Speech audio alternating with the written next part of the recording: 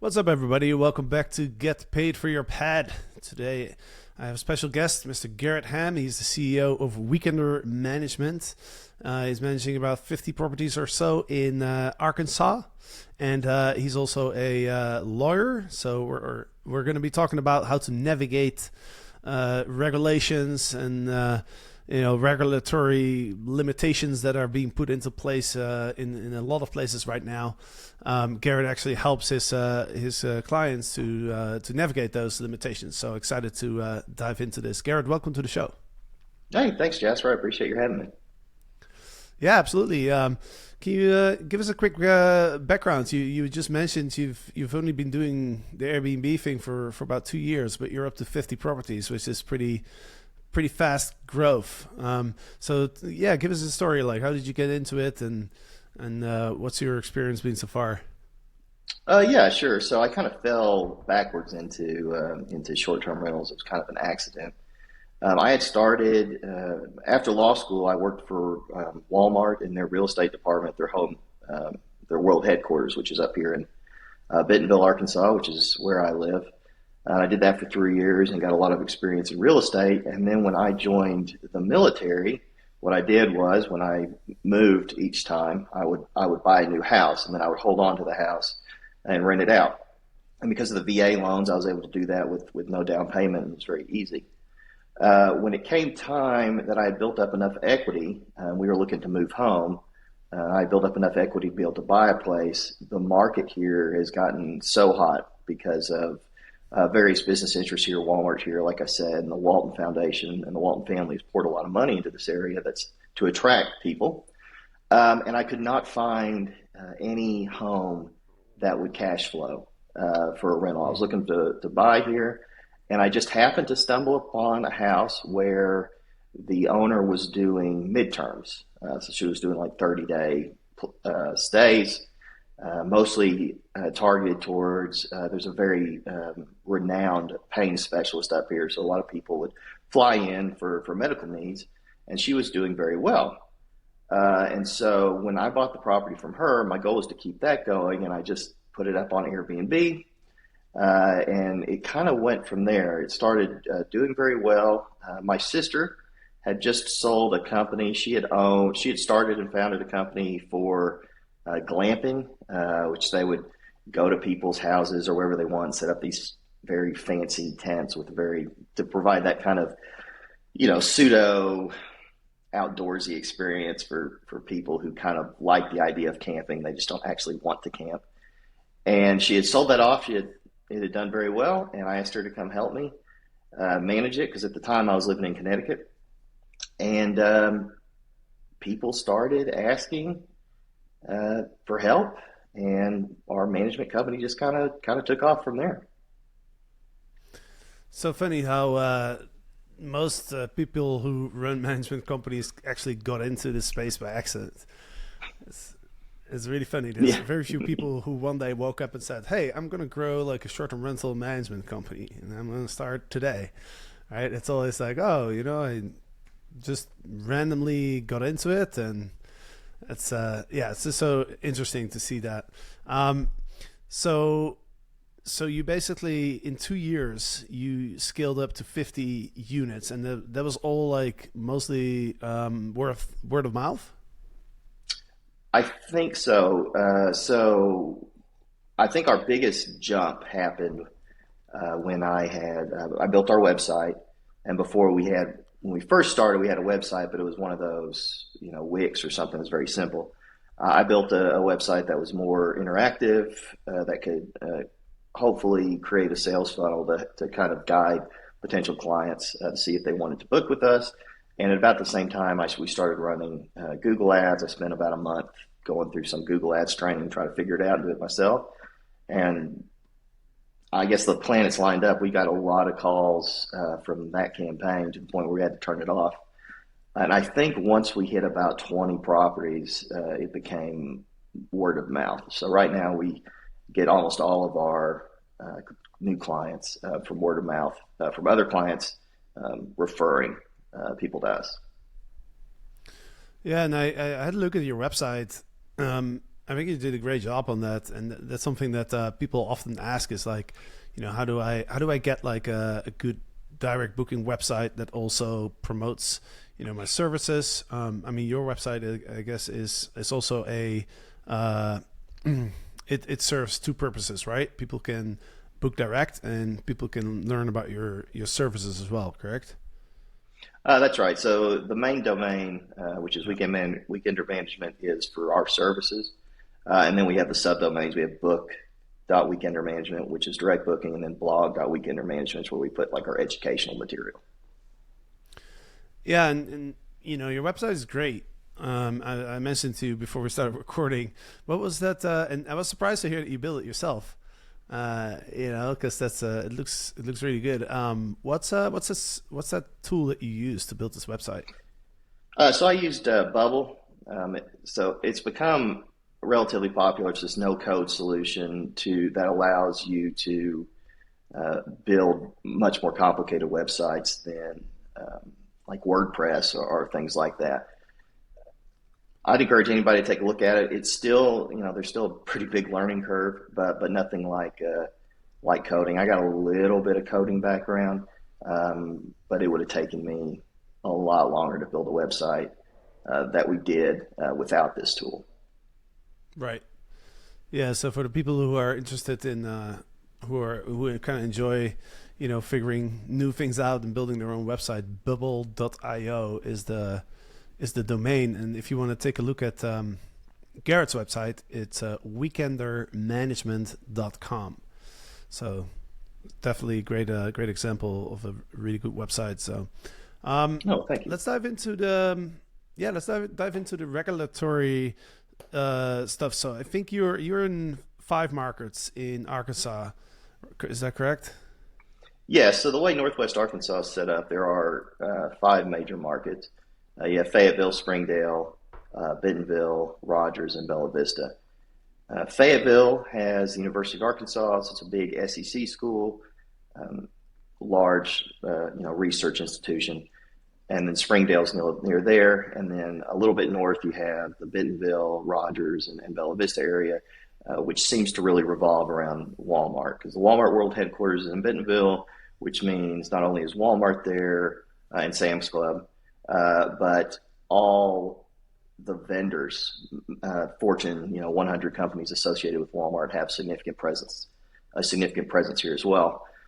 So it's a little bit different feel from both. So we kind of aim guest avatars a little bit differently depending on where you are. But on top of that, the Walton family, who own Walmart, the majority stake, I believe, they've poured a lot of money in building these bike trails here. So Bentonville's been named the mountain biking capital of the world in some publications. I think George W. Bush comes here occasionally to ride. So that attracts a huge number of guests. So it's a very unique. There's 5 different markets, but each of them kind of have their own little attraction, their own draw. Right. And what's the regulatory landscape in those markets? So Fayetteville and Bella Vista both have regulations in place to restrict operations of short-term rentals. At the time, none of the other cities do, although there's rumblings about it starting to happen. But I think 2 years ago, Fayetteville implemented theirs, and their process is a bit complicated. It's a 2-step process. First, you have to get a conditional use permit, which requires submitting an application and then going before the planning commission to get approval to run a short-term rental. Bella Vista, and then after that, you have to apply for the license separately. Bella Vista just enacted their own laws. It's really kind of difficult to see how that one's going to play out. The way it's written, you apply for a license and they do an inspection of your home. You have to get your septic tank inspected. Most of the homes in Bella Vista are on septic. But there's a lawsuit pending now trying to have it enjoined. So we're waiting to see what happens with that while at the same time preparing for the possibility that it will stay in place. Can you explain what a conditional use permit is? It is, yeah, typically, it doesn't typically, the way it's done here, it doesn't typically involve things like short-term rentals. Um, but they've kind of sandwiched this in here. So it's going before the planning commission to take request permission to use a property for a purpose that's not exactly in line with the way it was zoned. So it's not really the same as a variance request. Um, it's kind of a use variance request. So I have a residential property. It's zoned residential. Fayetteville has said short-term rentals are not residential use in a way. So you have to get permission from the planning commission, who's in charge of zoning regulations. You have to get their permission to use it for this purpose, which is outside of the intended purposes for that zone. Got it. And so even if, let's say, I own a home in Fayetteville, like even if I owned a home, I still would need that conditional use permit, and I would need a short-term rental license on top of that for me to rent it out in Airbnb. That's right. So, you know, it's one of those things, and you kind of see it kind of throughout the country, is if you want to rent your home for 29 days, you need a license. If you want to rent your home for 30 days, that's a long-term rental, and you don't have to worry about any of that. So that's kind of the bright line. It doesn't matter if you own it. If you want to use it as a short-term rental, you've got to go through this process. If you're actually living in the home, it's a little easier. You don't have to get the conditional use permit. You only have to get the license. But that's few and far between. Most people who the old idea of renting out air mattresses, the way Airbnb started, people don't really do that anymore. Once in a while, you'll see someone who wants to rent a room, but it's pretty rare. Yeah. So when it comes to applying for the CUP and the license, like what does that process involve? So in Fayetteville, which is the more developed one, um, there's an application on the website that shows all the information that you need to submit. You need to submit a detailed memo explaining the nature of your property, what you intend to do with it, information such as what kind of parking do you have available, what kind of lighting, what's your plan for trash, what are potential impacts to neighbors, and then they want you to submit a bunch of additional documentation such as proof of ownership of the home. Um, it's hard for me to imagine that there are people out there going through this process for a home they don't own. That's a lot of work as a fraudster, but I guess it's possible. So you got to prove your ownership. If you do it like we do, if we do it on behalf of someone else, we have to get a written statement from the owner giving us permission to act on their behalf. We got to submit site plans. It's a the application process is very detailed. After that, what ends up happening is a city planner will be assigned to your case. They'll review it. Then they'll schedule you for a planning commission hearing. Once you're scheduled, you have to mail out notices to every neighbor within 250 feet of your property, letting them know when the planning commission meeting is going to happen so that they can show up and speak against it or for it, I guess, if they want to. You also have to post a sign. And then you go through to the planning commission, and they give it, thumbs up or thumbs down. The guidance that is given for what they can approve and what they can't is pretty wide open. So they have pretty wide discretion of whether or not they want to grant your permit or not.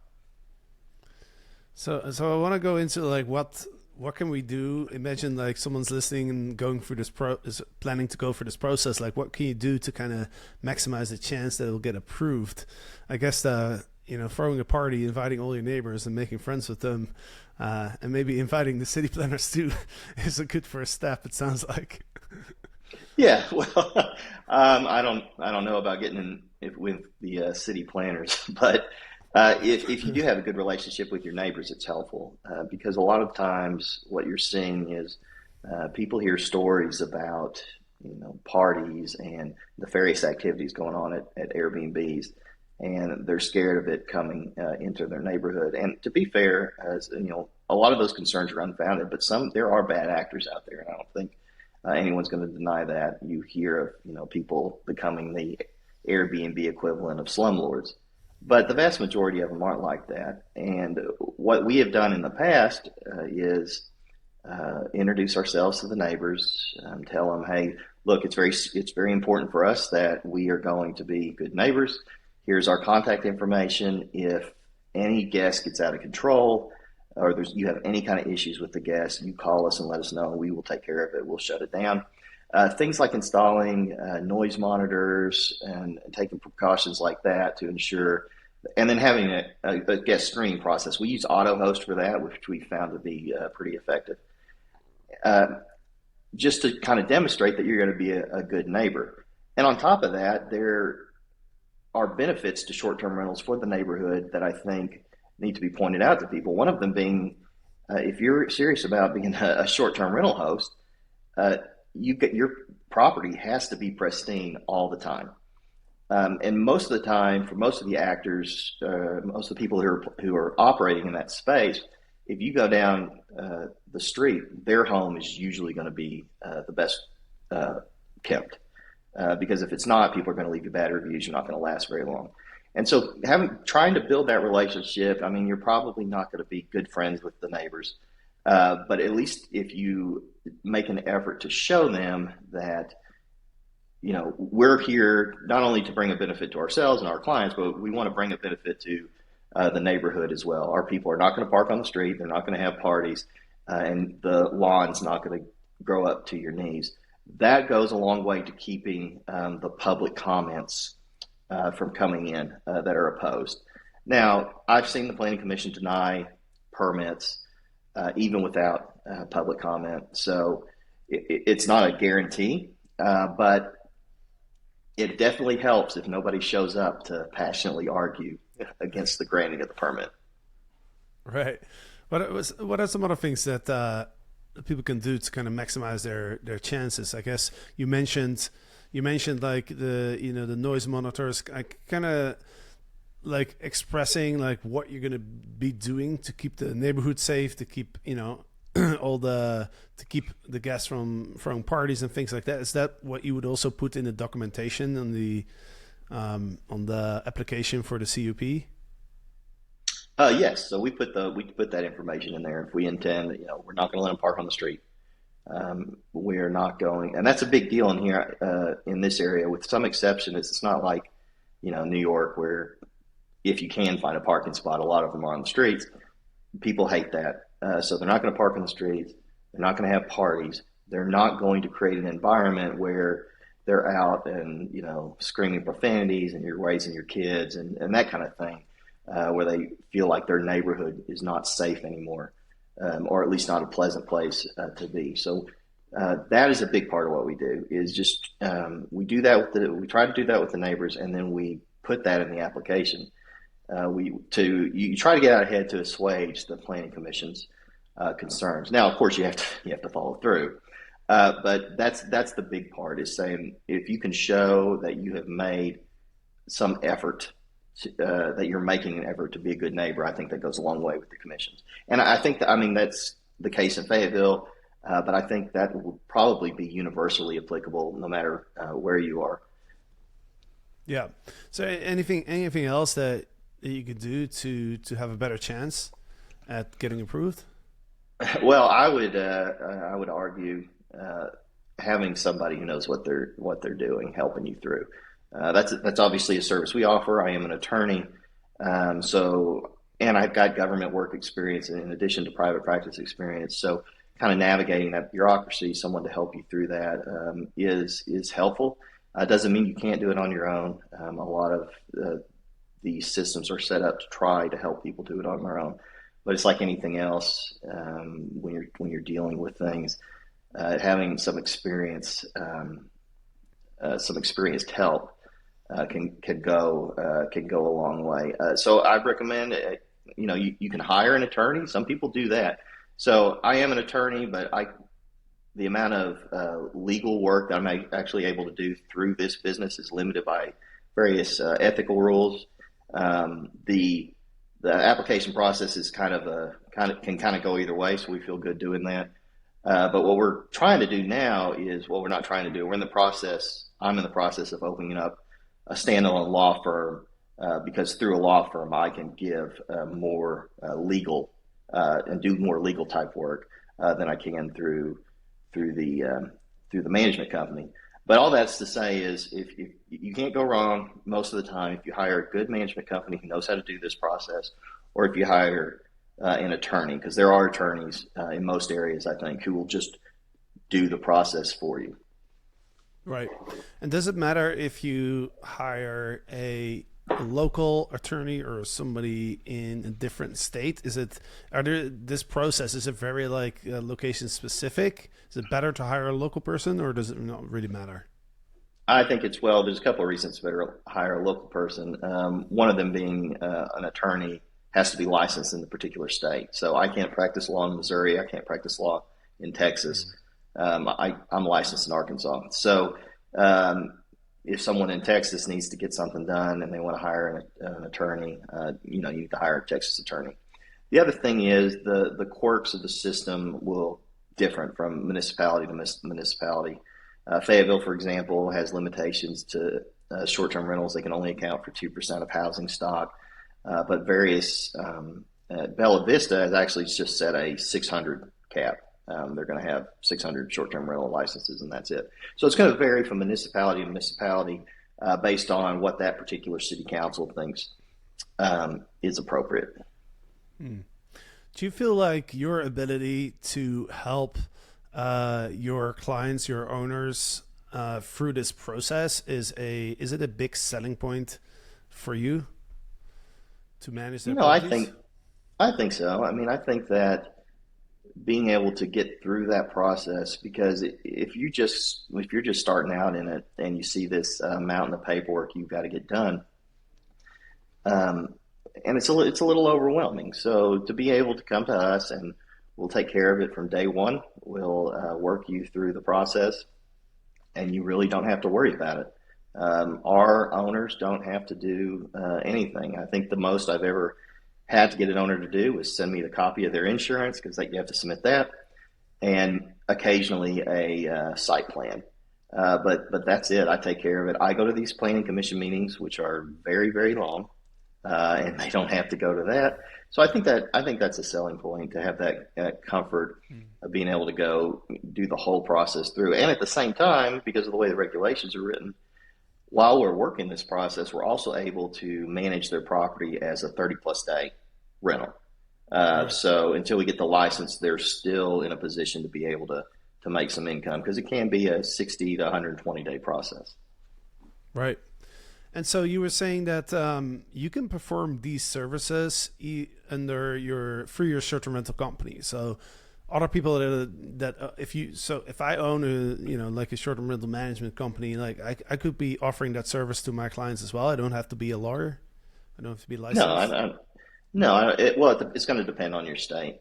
But I'm a licensed real estate broker as well, and just my understanding of the way that the regulations are written, I can apply for zoning permits for people. Once you get beyond that, it gets into the practice of law, and that's why I have to do it through another entity, because this is real estate focused, and this is kind of a common part of managing real estate, not necessarily just in short-term rentals. We are able to offer that through there, and I believe I would want to, always advise people to talk to their own attorney to interpret their statutes and their ethical rules in the area. But I would think other property managers, if they feel comfortable doing it and they have experience in it, they could offer that service depending on the local laws. Right. Or you could find somebody to partner with, right, to offer that service. Because I could totally see how having to go through this process, I went through a different process, but also involving a lot of paperwork and a lot of stuff, which is to get my work visa for the United States. Oh man, there's no way I was going to do that by myself. Like, just looking at all the forms, and there's just no way I would go through the process by myself. If I didn't have my lawyer, it would have been like a no go. Yeah, yeah, it's a smart decision, I think. Um, let's see. So we talked about the CUP. What about the licensing? Is that also like a long process? You mentioned there's a cap, right, of 2%. What's the process like to get the license? Well, in Fayetteville, the cap is going to be enforced on the permit side. So once you get the permit, you're set as far as your ability to operate the house. The process to get the license again is more paperwork. You have to submit insurance, and you have to show that the insurance covers, short-term rentals. A lot of people don't know that. Well, first off, a lot of people don't know that homeowners insurance won't cover you. It doesn't. If you can't be just using your homeowners insurance. That's going to be a problem if something happens. But a lot of people also don't know that if they have landlord insurance, a lot of landlord insurance policies will not cover operating a short-term rental without a special rider. So the city demands that you submit the insurance that specifically says that this covers short-term rentals. Then there's a safety inspection. The city has a list of things you have to pass. We found Fayetteville's requirement to be very reasonable. Um, you got to have a fire extinguisher and smoke detectors, and that you have to have a record of the furnace having been inspected within the last year. I mean, there's some more stuff, but those are kind of the big ones that stand out. Uh, just basic safety stuff. And then once you pass that, you're pretty much done.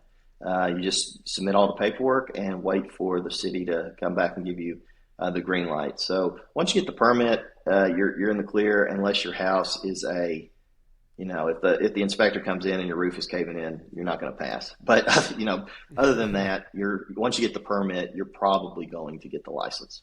Now, Bella Vista is a little different. There's been some controversy here because city inspectors have come in and demanded things that are, in my view, unreasonable. Moving, telling them that their windows are too high off the ground. They got to move their windows. They need to rebuild their deck because of some support issues when they were built up to code at the time. I haven't, those reports seem a little over the top. I've heard several people tell me, but I haven't verified that they're actually true. But if they are, at that point, the question then becomes, are you going to make these changes, or is it cheaper and maybe wiser to maybe get an attorney involved and file a lawsuit against the city for what you may think are unreasonable requests? And that's kind of where we are in Bella Vista right now, trying to see what's going on with that. But Fayetteville, it's been pretty straightforward. Right. Awesome. Well, before we wrap this up, I wanted to touch on one other topic. I know you're around the 50 unit mark now. You just went through our Legends X program. You literally just finished it last week, I think it was, right? That's right. I'm curious to know, like, what's the biggest challenge that you've encountered going from, let's say, like 10, 15 to like 50 units? I think finding help in a way, employees or contractors, that are able to perform up to the standards that you have, and the ability to let go of things and trust other people to do it. I think the biggest challenge there is it was just me and my business partner. We have cleaners and we have some managers that help us with our cleaners, but she has a background in hospitality and customer service from her prior business. I've got a legal background and a real estate background, and I've had some accounting. So the trying to have us be able to encompass the whole operation on our own has been difficult, particularly when you get up to 50 units. It's hard to answer all the guest communications and do all the bookkeeping and do the legal work and deal with maintenance issues. So that's been the biggest challenge for us. I think the Legends X helped us a lot, kind of figuring out how to put a good hiring system in place, and even something as simple as hiring a virtual assistant. We hired a virtual assistant through Virtual Staff Finder during the program, and just having somebody who can answer the guest questions has been a huge relief. So we're in the process of hiring more virtual assistants, as we're also looking to see if maybe we need to bring someone to run the operations locally. So I think that's been our biggest challenge. You can't manage a company at 50 the same way you can manage it, at 10. Yeah, yeah, that makes a little sense. What's your goal in the next few years with your company? I would like for us to expand a little bit, and I don't know that I have. This is something that we kind of talked about in our Legends X program. Our goal was to get to 75 by the end of the year. We still have that goal, but now we've modified it a little bit to get to the right 75. Because when you're first starting out, you're really saying yes to anything because you just want to get your name out there. You want to build a reputation. Now that we've kind of grown, we want to make sure that the properties that we're taking on are a good fit for what we offer, and that the owners of these properties that we're taking on are a good fit for us. I know a lot of people have issues with some of their clients. That's a common complaint you hear. Some clients are difficult to deal with, and I think that is true. But I think a lot of times it's not so much that the client's difficult; it's just not a good fit. So being able to have that conversation, we've had that conversation a few times with, hey, we're not a good fit for you. You don't seem happy, or you don't like the way we do things. So let's help you find a company that is a good fit. We do things one way, people do things another way. So if we get a client who's happy with somebody else, that's what we try to do. Obviously, though, we're being a little bit more careful on the front end to be able to identify who's a good fit, so we don't have to have those conversations later, and so that they're happy from the beginning. And I think that's been a big adjustment for us here lately. So as far as goals, we'd like to be to around 75 by the end of the year. We are always getting calls. We're always growing. But what we've always said is if we're getting to a point where we're not able to provide the same kind of quality to all of our clients, then we pause until we can get a system in place where we can. And I think we've got the system in place now to grow to that level, and probably beyond that in the next couple of years. Awesome. Sweet. Well, appreciate you sharing your wisdom here. Where can people find you if they're interested in your services or maybe staying in one of your units? Yeah. So if you just want know a little bit more about our company, we're at weekendermanagement.com. If you want to book with us, you can do it from that homepage. There's a link at the top that says book a stay with us, or you can go directly to our booking website, which is book.weekendermanagement.com. And if you just want to read some of the articles that we write to kind of just give advice, that's at blog.weekendermanagement.com. Right on. Awesome. So weekendermanagement.com is where you can find Garrett's company and all the info. Well, last question, how did you come up with that name, Weekender Management? Well, it's kind of a leftover from our initial strategy that we no longer employ. But what we ended up doing when we first started out, the people who were really coming to us were people who wanted to be part-time hosts. So they would vacate their properties mostly on the weekends in order to make a little bit of money. So I guess my partner and I were having a conversation. We're saying we're, wanting to serve these weekender hosts, and that's where the name came from.